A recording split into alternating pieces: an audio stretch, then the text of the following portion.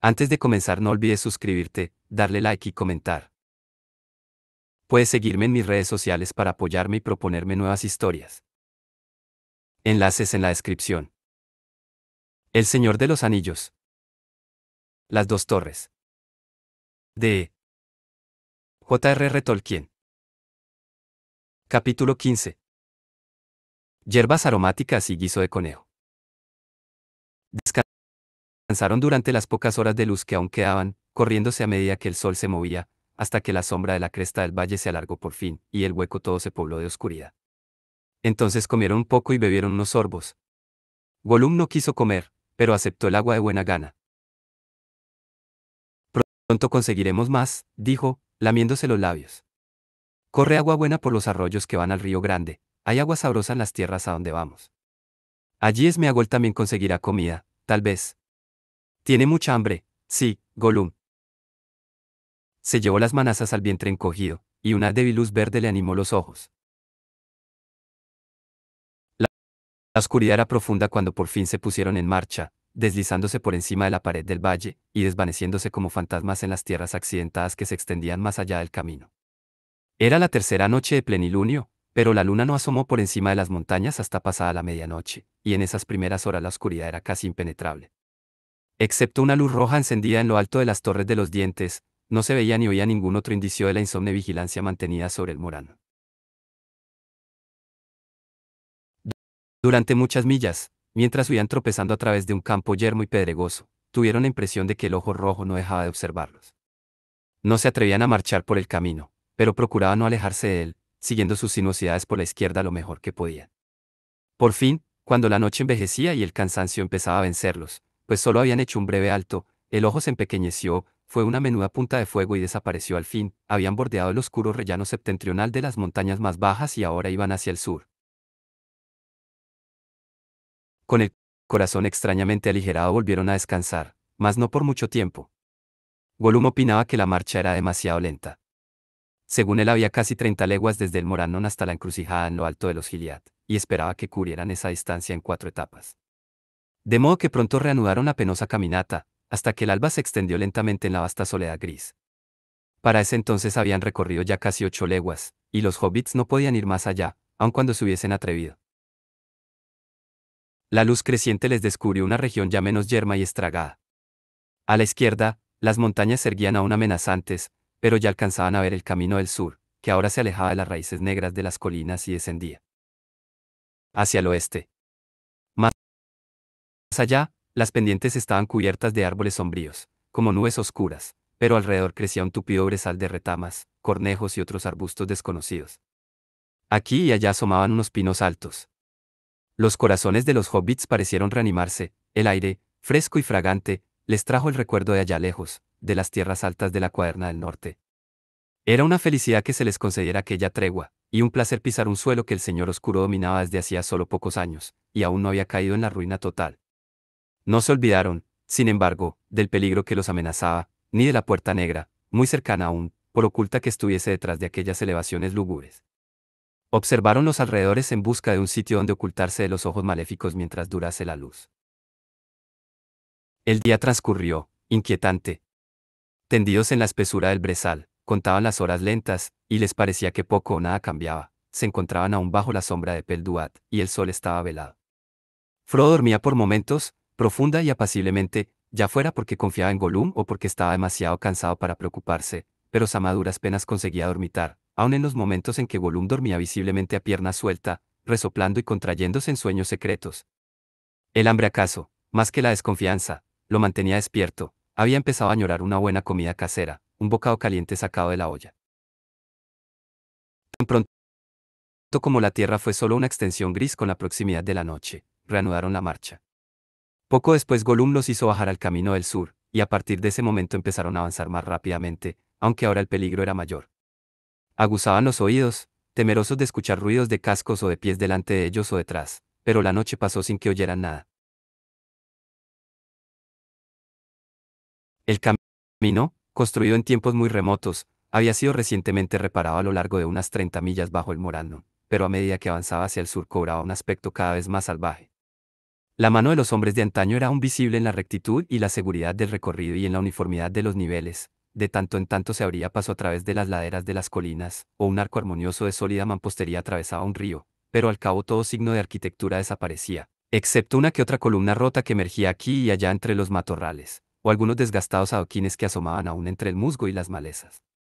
Brezos, árboles y helechos invadían en espesa maraña las orillas o se extendían por la superficie. El camino parecía al fin un sendero rural poco frecuentado, pero no serpeaba, iba siempre en la misma dirección y los llevaba por la vía más corta. Cruzaron así las marcas septentrionales de ese país que los hombres llaman antaño Itilien, una hermosa región de lomas boscosas y de aguas rápidas. A la luz de las estrellas y de una luna redonda, la noche se volvió transparente, y los hobbits tuvieron la impresión de que la fragancia del aire aumentaba a medida que avanzaban, y a juzgar por los resoplidos y bisbiseos de desagrado de Gollum, también él lo había notado.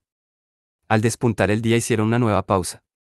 Habían llegado al extremo de una garganta larga y profunda, de paredes abruptas en el centro, por la que el camino se abría un pasaje a través de una cresta rocosa. Escalaron la cuesta occidental y miraron a lo lejos. La luz del día se desplegaba en el cielo y las montañas estaban ahora mucho más distantes, retrocediendo hacia el este en una larga curva que se perdía en la lejanía. Frente a ellos, cuando miraban hacia el oeste, las lomas descendían en pendientes y se perdían allá abajo entre brumas ligeras.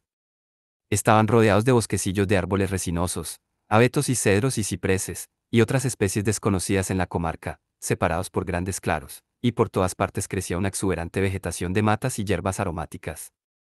El largo viaje desde Rivendell los había llevado muy al sur de su propio país, pero solo ahora, en esta región más protegida, los hobbits advertían el cambio del clima. Aquí ya había llegado la primavera, a través del musgo y el mantillo despuntaban las hojas, las florecillas se abrían en la hierba, los pájaros cantaban. Y Tilien, el jardín de Gondor, ahora desolado, conservaba aún la belleza de una dríada desmelenada. Al sur y al oeste, miraba los cálidos valles inferiores del Anduin, protegidos al este por el Epel Duat, aunque no todavía bajo la sombra de la montaña, y reparados al norte por los Emimuil, y abiertos a las brisas meridionales y a los vientos húmedos del mar lejano. Numerosos árboles crecían allí, plantados en tiempos remotos y envejecidos sin cuidados en medio de una legión de tumultuosos y despreocupados descendientes, y había montes, y matorrales de tamariscos y terebintos espinosos, de olivos y laureles, y enebros, y arrayanes. El tomillo crecía en matorrales, o unos tallos leñosos y rastreros tapizaban las piedras ocultas. Las salvias de todas las especies se adornaban de flores azules, encarnadas o verdes, y la mejorana y el perejil recién germinado, y una multitud de hierbas cuyas formas y fragancias escapaban a los conocimientos hortícolas de Sam. Las saxífragas y la juzbarba ocupaban ya las grutas y las paredes rocosas. Las prímulas y las anémonas despertaban en la fronda de los avellanos, y los asfódelos y lirios sacudían las corolas semiabiertas sobre la hierba, una hierba de un verde lozano, que crecía alrededor de las lagunas, en cuyas frescas oquedades se detenían los arroyos antes de ir a volcarse en el Anduin. Volviendo la espalda al camino, los viajeros bajaron la pendiente. Mientras avanzaban, abriéndose paso a través de los matorrales y los pastos altos, una fragancia dulce embalsamaba el aire. Gollum tosía y jadeaba, pero los hobbits respiraban a pleno pulmón, y de improviso Sam rompió a reír, no por simple chanza, sino de pura alegría. Siguiendo el curso rápido de un arroyo que descendía delante de ellos, llegaron a una laguna de aguas transparentes en una cuenca poco profunda, ocupaba las ruinas de una antigua represa de piedra, cuyos bordes esculpidos estaban casi enteramente cubiertos de musgo y rosales silvestres, los rodeaban hileras de lirios esbeltos como espadas, y en la superficie oscura, ligeramente encrespada, flotaban las hojas de los nenúfares, pero el agua era profunda y fresca, y en el otro extremo se derramaba suave e incesantemente por encima del borde de piedra. Allí se lavaron y bebieron hasta saciarse. Luego buscaron un sitio donde descansar y donde esconderse, pues el paraje, aunque hermoso y acogedor, no dejaba de ser territorio del enemigo. No se habían alejado mucho del camino, pero ya en un espacio tan corto habían visto cicatrices de las antiguas guerras, y las heridas más recientes infligidas por los orcos y otros servidores abominables del Señor Oscuro, un foso abierto lleno de inmundicias y detritus, árboles arrancados sin razón y abandonados a la muerte, con runas siniestras o el funesto signo del ojo tallado a golpes en las cortezas. Sam, que gateaba indolente al pie de la cascada, tocando y oliendo las plantas y los árboles desconocidos, olvidado por un momento de Mordor, despertó de pronto a la realidad de aquel peligro omnipresente. Al tropezar de pronto con un círculo todavía arrasado por el fuego, descubrió en el centro una pila de huesos y calaveras rotos y carbonizados. La rápida y salvaje vegetación de zarzas y escaramujos y clemátides trepadoras empezaba ya a tender un velo piadoso sobre aquel testimonio de una matanza y de un festín macabros, pero no cabía duda de que era reciente. Se apresuró a regresar junto a sus compañeros, mas nada dijo de lo que había visto. Era preferible que los huesos descansaran en paz, y no exponerlos al toqueteo y el hociqueo de Golú. Busquemos un sitio donde descansar, dijo. No más abajo. Más arriba, diría. Yo. Un poco más arriba, no lejos del lago, y al reparo de un frondoso monte de laureles de hojas oscuras, que trepaba por una loma empinada coronada de cedros añosos. Las matas cobrizas de los helechos del año anterior habían formado una especie de cama profunda y mullida. Allí resolvieron descansar y pasar el día, que ya prometía ser claro y caluroso. Un día propicio para disfrutar, en camino, de los bosques y los claros de Itilie. No obstante, si bien los orcos huían de la luz del sol, muchos eran los parajes donde podían esconderse para acecharlos, y muchos eran también los ojos malignos y avisores. Sauron tenía innumerables siervos. De todos modos, Gollum no aceptaría dar un paso bajo la mirada de la cara amarilla. Tan pronto como asomara por detrás de las crestas sombrías del Epel-Duat se enroscaría, desfalleciente, aplastado por la luz y el calor. Durante la caminata, Sam había estado pensando seriamente en la comida. Ahora que la desesperación de la puerta infranqueable había quedado atrás, no se sentía tan inclinado como su amo a no preocuparse por el problema hasta después de haber llevado a cabo la misión, y de todos modos consideraba prudente economizar el pan de viaje de los elfos para días más aciagos. Al menos 6 habían pasado desde que viera que les quedaban provisiones solo para 3 semanas. Tendremos suerte, pensó, sí, al paso que vamos, llegamos al fuego en ese tiempo. Y tal vez querremos regresar. Tal vez. Además, al cabo de una larga noche de marcha, y después de haberse bañado y bebido, sentía más hambre que nunca. Una cena, o un desayuno, junto al fuego en la vieja cocina en bolsón de tirada, eso era lo que añoraba en realidad. Se le ocurrió una idea y se volvió a Gollum. Gollum acababa de escabullirse y se deslizaba a 4 patas por la cama de lechos. ¡Eh! Gollum, dijo Sam. ¿A dónde vas? De casa. A ver, viejo fisgón, a ti no te gusta nuestra comida, y tampoco a mí me desagradaría un cambio. Tu nuevo lema es siempre dispuesto a ayudar. Podrías encontrar un bocado para un hobbit hambriento. Sí, tal vez, sí, dijo Gollum. Smeagol siempre ayuda, si le piden amablemente. Bien, dijo Sam. Yo pido. Y si eso no es bastante amable, ruego. Gollum desapareció. Estuvo ausente un buen rato, y Frodo, luego de mascar unos bocados de lembas, se instaló en el fondo de la oscura cama de lechos y se quedó dormido. Sam lo miraba. Las primeras luces del día se filtraban apenas a través de las sombras, bajo los árboles, pero Sam veía claramente el rostro de su amo, y también las manos en reposo, apoyadas en el suelo a ambos lados del cuerpo. De pronto le volvió a la mente la imagen de Frodo, acostado y dormido en la casa del Rond, después de la terrible herida.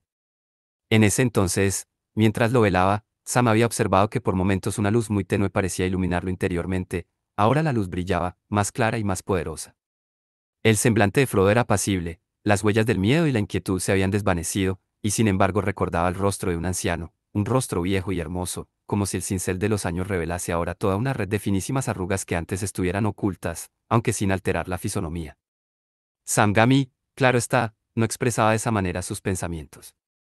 Sacudió la cabeza, como si descubriera que las palabras eran inútiles y luego murmuró. Lo quiero mucho. Él es así, y a veces, por alguna razón, la luz se transparenta. Pero se transparente o no, yo lo quiero. Gollum volvió sin hacer ruido y espió por encima del hombro de Sam. Mirando a Frodo, cerró los ojos y se alejó en silencio. Sam se unió a él un momento después, y lo encontró masticando algo y murmurando entre dientes. En el suelo junto a él había 2 conejos pequeños que Gollum empezaba a mirar con ojos sabios. Smeagol siempre ayuda, dijo. Ha traído conejos, buenos conejos. Pero el amo se ha dormido, y quizás Sam también quiera dormir. No quiere conejos ahora. Smeagol trata de ayudar, pero no puede atrapar todas las cosas en un minuto. Sam, sin embargo, no tenía nada que decir contra los conejos. Al menos contra el conejo cocido. Todos los hobbits, por supuesto, saben cocinar, pues aprenden ese arte antes que las primeras letras, que muchos no aprenden jamás, pero Sam era un buen cocinero, aun desde un punto de vista hobbit, y a menudo se había ocupado de la cocina de campamento durante el viaje, cada vez que le era posible. No había perdido aún las esperanzas de utilizar los enseres que llevaba en él.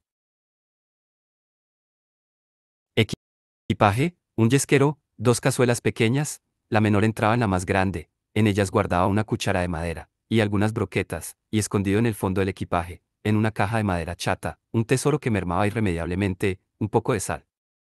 Pero necesitaba un fuego y también otras cosas.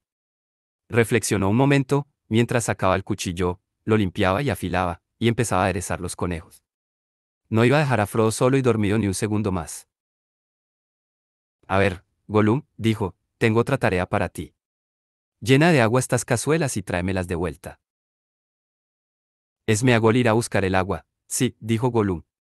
Pero, ¿para qué quiere el hobbit tanta agua? Ha bebido y se ha lavado. No te preocupes por eso, dijo Sam.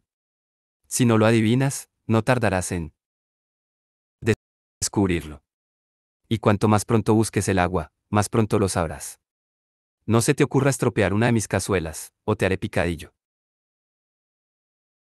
Durante la ausencia de Gollum, Sam volvió a mirar a Frodo. Dormía aún apaciblemente, pero esta vez Sam descubrió sorprendido la flacura del rostro y de las manos. Qué delgado está, qué consumido, murmuró. Eso no es bueno para un hobbit.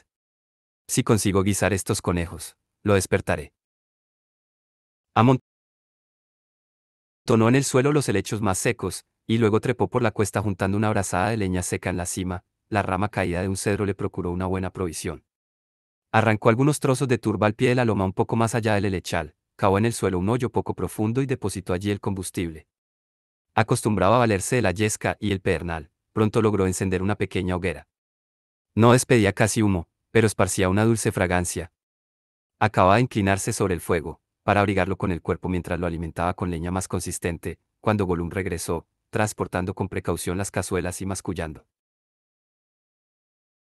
Las dejó en el suelo, y entonces, de súbito vio lo que Sam estaba haciendo.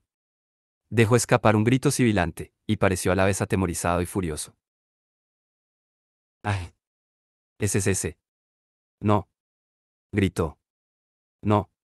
Hobbits estúpidos, locos, sí, locos. No hagáis eso. ¿Qué cosa? Preguntó Sam, sorprendido. Esas lenguas rojas e inmundas, siseó Gollum. Fuego, fuego. Es peligroso, sí, es peligroso. Quema, mata. Y traerá enemigos, sí. No lo creo, dijo Sam. No veo por qué, si no le ponemos encima nada mojado que haga humo. Pero si lo hace, ¿que lo haga? Correré el riesgo, de todos modos. Voy a guisar estos conejos. Guisar los conejos. Gimió Gollum, consternado. Arruinar la preciosa carne que Sméagol guardó para vosotros, el pobre Sméagol muerto de hambre. ¿Para qué? ¿Para qué, estúpido hobbit? Son jóvenes, son tiernos, son sabrosos. Comedlos, comedlos. Echó mano al conejo que tenía más cerca, ya desollado y colocado cerca del fuego. Vamos, vamos, dijo Sam. Cada cual a su estilo. A ti nuestro pan se te atragantó y a mí se me atragantó el conejo crudo. Si me das un conejo, el conejo es mío, ¿sabes? Y puedo cocinarle, si me da la gana. Y me da. No hace falta que me mires. Ve a cazar otro y cómelo a tu gusto, lejos de aquí y fuera de mi vista. Así tú no verás el fuego y yo no te veré a ti, y los dos seremos más felices. Cuidaré de que el fuego no eche humo, si eso te tranquiliza. Gollum se alejó mascullando y desapareció entre los helechos. Sam se afanó sobre sus cacerolas. Lo que un hobbit necesita para aderezar el conejo, se dijo, son algunas hierbas y raíces, especialmente patatas. De pan y hablemos. Hierbas podremos conseguir, me parece. Gollum llamó en voz baja. La tercera es la vencida. Necesito algunas hierbas. La cabeza de Gollum asomó entre los helechos, pero la expresión no era ni servicial ni amistosa. Algunas hojas de laurel, y un poco de tornillo y salvia me bastarán, antes que empiece a hervir el agua, dijo Sam. No, dijo Gollum. Smeagol no está contento. Y a Smeagol no le gustan las hierbas hediondas. Él no come hierbas ni raíces, no a menos que esté famélico o muy enfermo, pobre Smeagol. Smeagol irá a parar al agua bien caliente, cuando empiece a hervir, si no hace lo que se le pide, gruñó Sam. Sam lo meterá en la olla, sí mi tesoro. Y yo lo mandaría a buscar nabos también, y zanahorias, y aun patatas, si fuera la estación. Apuesto que hay muchas cosas buenas en las plantas silvestres de este país. Daría cualquier cosa por una media docena de patatas. Smeagol no irá, oh no, mi tesoro, esta vez no, si se Gollum. Tiene miedo, y está muy cansado, y este hobbit no es amable, no es nada amable.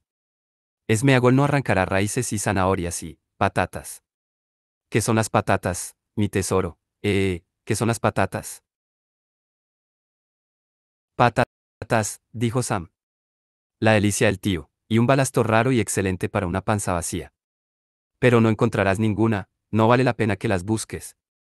Pero sé el buen Smeagol y tráeme las hierbas, y tendré mejor opinión de ti. Y más aún, si das vuelta a la ola y no cambias de parecer, un día de estos guisaré para ti unas patatas. Sí, pescado frito con patatas fritas servidos por ese gami. No podrás decir que no a eso. Sí, sí que podríamos. Arruinar buenos pescados y patatas, chamuscarlos. Dame ahora el pescado y guárdate las sucias patatas fritas. Oh, no tienes compostura, dijo Sam. Vete a dormir. En resumidas cuentas, tuvo que ir él mismo a buscar lo que quería, pero no le fue preciso alejarse mucho, siempre a la vista del sitio donde descansaba Frodo, todavía dormido. Durante un rato Sam se sentó a esperar, canturreando y cuidando el fuego hasta que el agua empezó a hervir. La luz del día creció, calentando el aire, el rocío se evaporó en la hierba y las hojas. Pronto los conejos desmenuzados burbujeaban en la cazuela junto con el ramillete de hierbas aromáticas. Los dejó hervir cerca de una hora, pinchándolos de cuando en cuando con el tenedor y probando el caldo, y más de una vez estuvo a punto de quedarse dormido. Cuando le pareció que todo estaba listo, retiró las cazuelas del fuego y se acercó a Frodo en silencio. Frodo abrió a media los ojos mientras Sam se inclinaba sobre él, y en este instante el sueño se quebró, otra dulce y recuperable visión de paz. Hola, Sam. Dijo, ¿no estás descansando? ¿Pasa algo malo? ¿Qué hora es? Unas 2 horas después del alba, dijo Sam, y casi las 8:30 según los relojes de la comarca. Tal vez. Pero no pasa nada malo. Aunque tampoco nada que yo llamaría bueno. No hay provisiones, no hay cebollas, no hay patatas. He preparado un poco de guiso para usted y un poco de caldo, señor Frodo. Le sentará bien. Tendrá que beberlo en el jarro, o directamente de la olla, cuando se haya enfriado un poco. No he traído escudillas, ni nada apropiado. Frodo bostezó y se desperezó. Tendrías que haber descansado, Sam, dijo. Y encender un fuego en este paraje era peligroso. Pero la verdad es que tengo hambre. Mm. ¿Lo huelo desde aquí? ¿Qué has cocinado? Un regalo de Smeagol, dijo Sam, un par de conejos jóvenes, aunque sospecho que ahora Gollum se ha arrepentido. Pero no hay nada con que acompañarlos excepto algunas hierbas. Sentados en el borde del helechal, Sam y Frodo comieron el guiso directamente de las cazuelas, compartiendo el viejo tenedor y la cuchara. Se permitieron tomar cada uno medio trozo del pan de viaje de los elfos. Parecía un festín. Uy, Gollum. Llamó Sam y silbó suavemente. Ven aquí. Aún estás a tiempo de cambiar de idea. Si quieres probar el guiso de conejo, todavía queda un poco. No obtuvo respuesta. O bueno, supongo que habrá ido a buscarse algo. Lo terminaremos. Y luego tendrás que dormir un rato, dijo Frodo. No se duerma usted, mientras yo echo un sueño, señor Frodo. Smeagol no me inspira mucha confianza. Todavía queda en él mucho del bribón, el Gollum malvado, si usted me entiende, y parece estar cobrando fuerzas otra vez. Si no me equivoco, ahora trataría de estrangularme primero a mí. No vemos las cosas de la misma manera, y él no está nada contento con Sam. Oh no, mi tesoro, nada contento. Terminaron de comer y Sam bajó hasta el arroyo a lavar los cacharros. Al incorporarse, volvió la cabeza y miró hacia la pendiente. Vio entonces que el sol se elevaba por encima de los vapores, la niebla o la sombra oscura, no sabía a ciencia cierta qué era aquello, que se extendía siempre hacia el este y que los rayos dorados bailaban los árboles y los claros de alrededor. De pronto descubrió una fina espiral de humo gris azulado, claramente visible a la luz del sol, que subía desde un matorral próximo. Comprendió con un sobresalto que era el humo de la pequeña hoguera, que no había tenido la precaución de apagar. No es posible. Nunca imaginé que pudiera ser tanto humo, murmuró, mientras subía deprisa. De pronto se detuvo a escuchar, era un silbido lo que había creído oír, o era el grito de algún pájaro extraño. Si era un silbido, no venía de donde estaba Frodo. Y ahora volvía a escucharlo, esta vez en otra dirección. Sam echó a correr cuesta arriba. Descubrió que una rama pequeña, al quemarse hasta el extremo, había encendido una mata de helechos junto a la hoguera, y el helecho había contagiado el fuego a la turba que ahora ardía sin llama. Pisoteó vivamente los rescoldos hasta apagarlos, desparramó las cenizas y echó la turba en el agujero. Luego se deslizó hasta donde estaba Frodo. ¿Oyó usted un silbido y algo que parecía una respuesta? Le preguntó. Hace unos minutos. Espero que no haya sido más que el grito de un pájaro, pero no sonaba del todo como eso, más como si alguien imitara el grito de un pájaro, pensé. Y me temo que mi fuego haya estado humeando. Si por mi causa hubiera problemas, no me lo perdonaré jamás. Ni tampoco tendré la oportunidad, probablemente. Calla, dijo Frodo en un susurro. Me pareció oír voces. Los hobbits cerraron los pequeños bultos, se los echaron al hombro prontos para una posible huida, y se hundieron en lo más profundo de la cama de lechos. Allí se acurrucaron, aguzando el oído. No había duda alguna respecto de las voces. Hablaban en tono bajo y furtivo, pero no estaban lejos y se acercaban. De pronto, uno habló claramente, a pocos pasos. Aquí. De aquí venía el humo. No puede estar lejos. Entre los helechos, sin duda. Lo atraparemos corno a un conejo en una trampa. Entonces sabremos qué clase de criatura es. Sí, y lo que sabe, dijo una segunda voz. En ese instante 4 hombres penetraron a grandes trancos en el helechal desde distintas direcciones. Dado que tratar de huir y ocultarse era ya imposible, Frodo y Sam se pusieron en pie de un salto y desenvainaron las pequeñas espadas. Si lo que vieron los llenó de asombro, mayor aún fue la sorpresa de los recién llegados. 4 hombres de elevada estatura estaban allí. 2 de ellos empuñaban lanzas de hoja ancha y reluciente. Los otros 2 llevaban arcos grandes, casi de la altura de ellos, y grandes carcas repletos de flechas largas con penachos verdes. Todos ceñían espadas y estaban vestidos, de verde y castaño de varias tonalidades, como para poder desplazarse mejor sin ser notados en los claros de Itilie. Guantes verdes les cubrían las manos, y tenían los rostros encapuchados y enmascarados de verde, con excepción de los ojos que eran vivos y brillantes. Inmediatamente Frodo pensó en Boromir, pues esos hombres se le parecían en estatura y postura, y también en la forma de hablar. No hemos encontrado lo que buscábamos, dijo uno de ellos. ¿Pero qué hemos encontrado? Orcos no son, dijo otro, soltando la empuñadura de la espada, a la que había echado mano al ver el centelleo de dardo en la mano de Frodo. ¿Elfos? Dijo un tercero, poco convencido. No, no. No son elfos, dijo el cuarto, el más alto de todos y al parecer el jefe. Los elfos no se pasean por Ithilien en estos tiempos. Y los elfos son maravillosamente hermosos, o por lo menos eso se dice. Lo que significa que nosotros no lo somos, supongo, dijo Sam. Muchas gracias.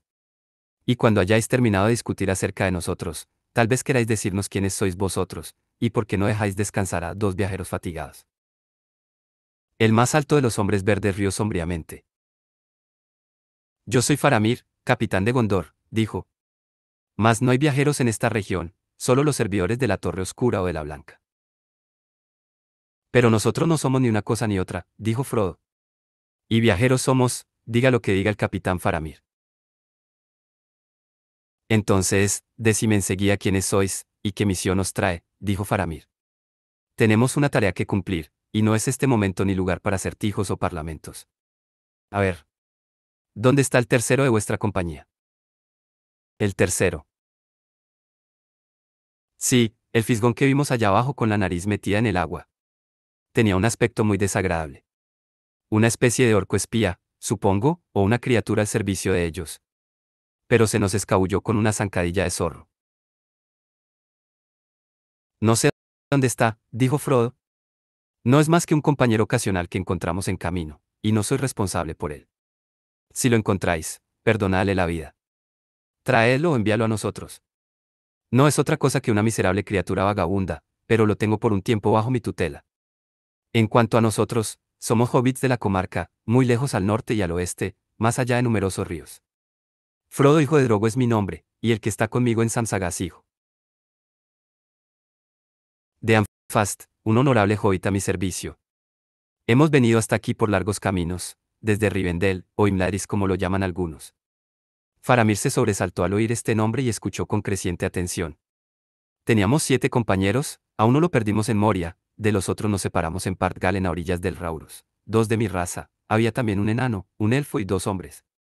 Eran Aragorn y Boromir, que dijo venir de Minas Tirith, una ciudad del sur. Boromir, exclamaron los 4 hombres a la vez. Boromir hijo del señor de Denethor. Dijo Faramir, y una expresión extraña y severa le cambió el rostro. ¿Vinisteis con él? Estas sí que son nuevas, si dice la verdad. Sabed, pequeños extranjeros, que Boromir hijo de Denethor era el alto guardián de la Torre Blanca, y nuestro capitán general, profundo dolor nos causa su ausencia. ¿Quiénes sois, pues, vosotros y qué relación teníais con él? Y daos prisa, pues el sol está en ascenso. ¿Conocéis las palabras del enigma que Boromir llevó a Rivendell? Replicó Frodo. Busca la espada quebrada que está en Imladris. Las palabras son conocidas por cierto, dijo Faramir, asombrado. Y es prueba de veracidad que tú también las conozcas. Aragorn, a quien he nombrado, es el portador de la espada que estuvo rota, dijo Frodo, y nosotros somos los medianos de que hablaba el poema. Eso lo veo, dijo Faramir, pensativo. Cero veo que podría ser. ¿Y qué es el daño de Isildur? Está escondido, respondió Frodo. Sin duda aparecerá en el momento oportuno. Necesitamos saber más de todo esto, dijo Faramir, y conocer los motivos de ese largo viaje aún esté tan lejano. Bajo las sombras de, señaló con la mano sin pronunciar el nombre. Mas no en este momento. Tenemos un trabajo entre manos. Estáis en peligro, y no habríais llegado muy lejos en este día, ni a través de los campos ni por el sendero. Habrá golpes duros en las cercanías antes de que concluya el día. Y luego la muerte, o una veloz huida de regreso al Anduin. Dejaré aquí 2 hombres para que os custodien, por vuestro bien y por el mío.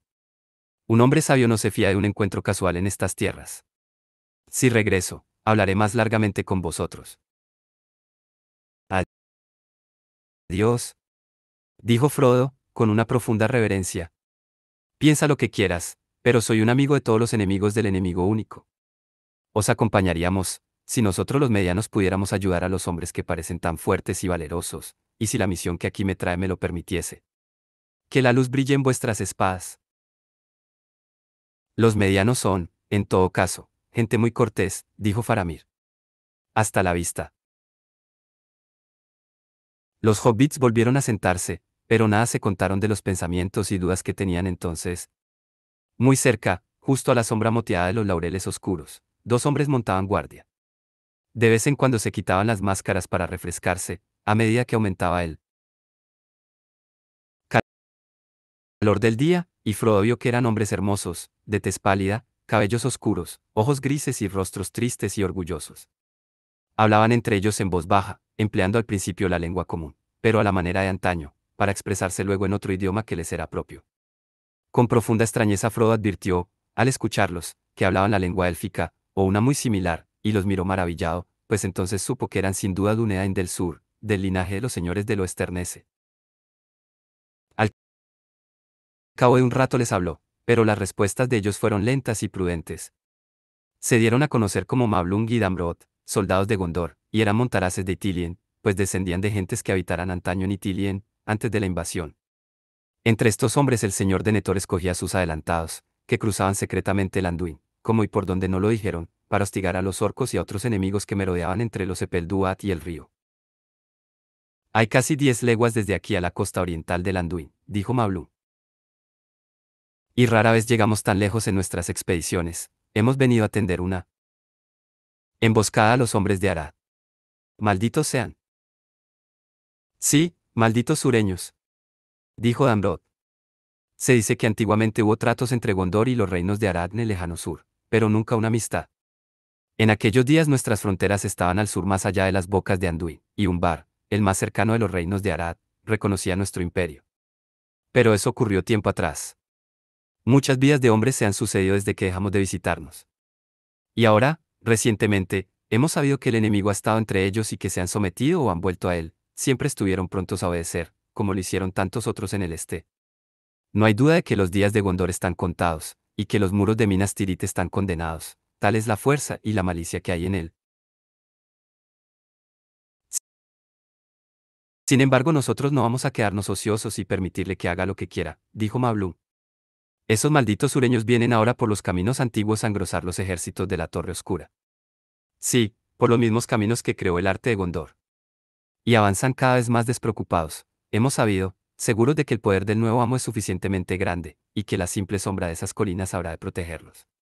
Nosotros venimos a enseñarles otra lección. Nos hemos enterado hace algunos días de que una hueste numerosa se encaminaba al norte. Según nuestras estimaciones, uno de los regimientos aparecerá aquí poco antes del mediodía, en el camino de allá arriba que pasa por la garganta. Puede que el camino la pase, pero ellos no pasarán. No mientras Faramir sea quien conduzca todas las empresas peligrosas. Pero un sortilegio le protege la vida, o tal vez el destino se la reserva para algún otro fin. La conversación se extinguió en un silencio expectante. Todo parecía inmóvil, atento. Sam, acurrucado en el borde del helechal, espió asomando la cabeza. Los ojos penetrantes del hobbit vieron más hombres en las cercanías. Los veía subir furtivamente por las cuestas, de a uno o en largas columnas, manteniéndose siempre a la sombra de la espesura de los bosquecillos, o arrastrándose, apenas visibles en las ropas pardas y verdes, a través de la hierba y los matorrales. Todos estaban encapuchados y enmascarados, y llevaban las manos enguantadas, e iban armados como Faramir y sus compañeros. Pronto todos pasaron y desaparecieron. El sol subía por el sur. Las sombras se encogían. Me gustaría saber dónde anda ese malandrín de Gollum, pensó Sam, mientras regresaba gateando a una sombra más profunda.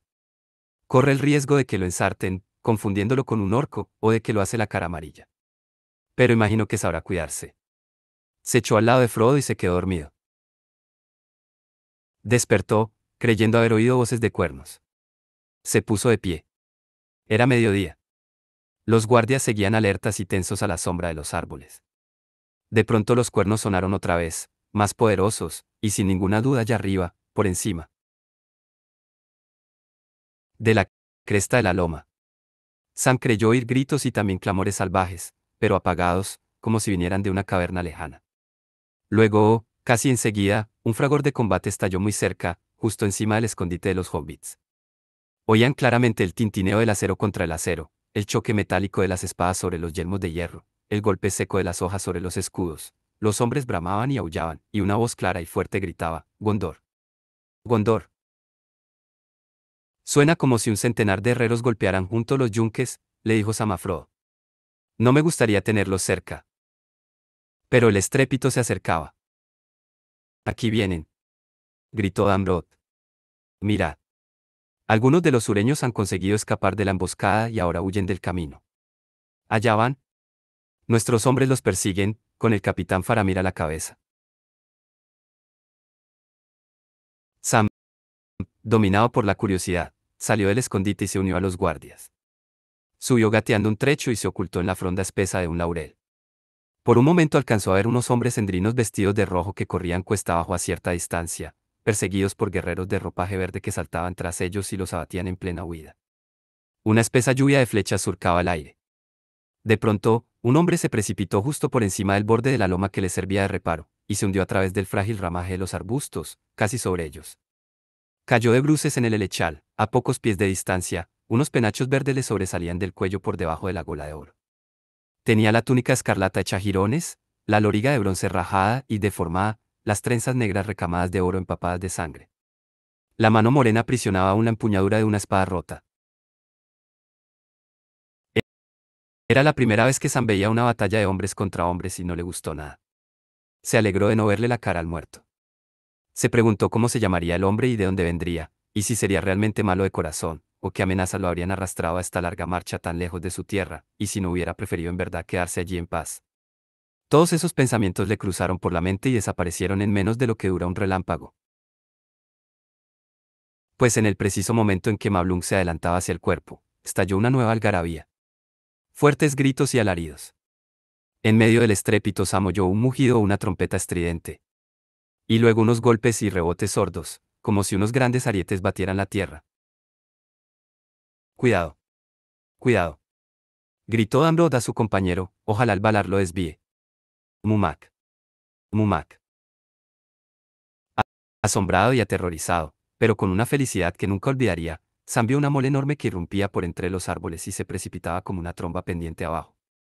Grande como una casa, mucho más grande que una casa le pareció, una montaña gris en movimiento.